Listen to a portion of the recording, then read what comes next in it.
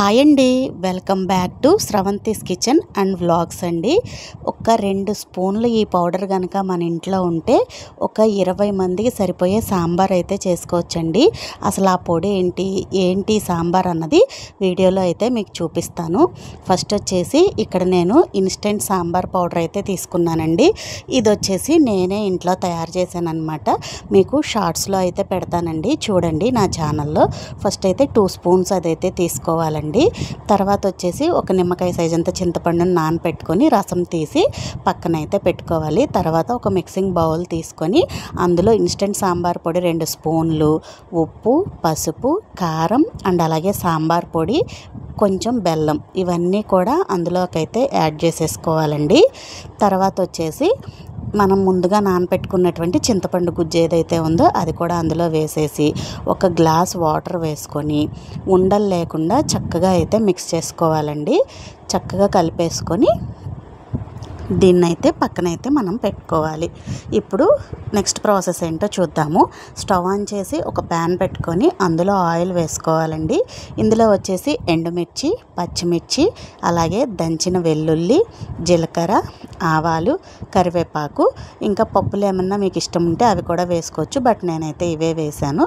కరివేపాకు కూడా వేసి పోపునైతే మంచిగా ఫ్రై చేసుకోవాలండి.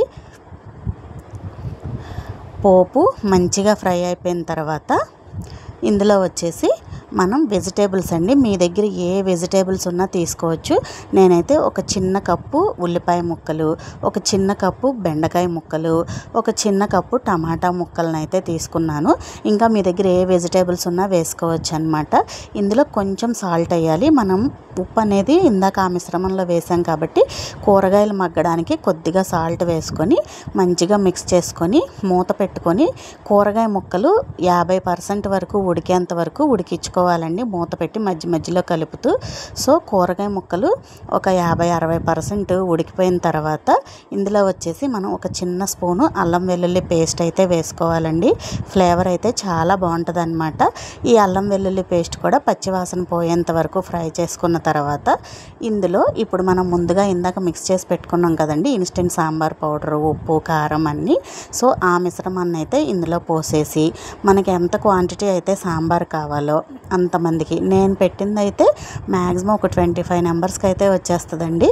నేనైతే ఇందులో ఒక 1/2 లీటర్ వాటర్ అయితే యాడ్ చేశాను. మళ్ళీ తర్వాత ఆ గిన్నె నిండా కూడా పోసేసాను అనమాట, చిక్కగా వచ్చిందని. సో ఇలాగా వాటర్ అంతా పోసేసుకొని మీడియం మంట మీద 2 పొంగులు రానిస్తే సరిపోతుంది. ఆల్రెడీ మన వెజిటేబుల్స్ అన్నీ ఉడికిపోయినాయి కాబట్టి ఇలాగా మీడియం ఫ్లేమ్ మీద 2 పొంగులు అయితే వచ్చేస్తే మనకి సాంబార్ అయితే రెడీ అయిపోద్దండి. ఎవరైనా చుట్టాలు వస్తున్నామని ఫోన్ చేస్తే మనం 2 మినిట్స్లో ఈ సాంబార్ అయితే రెడీ చేసుకోవచ్చు. తర్వాత ఫైనల్గా కొత్తిమీరను వేసుకొని ఇంకొక 1 మినిట్ పాటు మరిగించుకుంటే మన టేస్టీ సాంబార్ అయితే రెడీ అయిపోయినట్టే. ఇంకా దీన్ని మనం సర్వ్ చేసుకోవడం. వీడియో నచ్చితే లైక్ చేసి సబ్స్క్రైబ్ చేసుకోండి.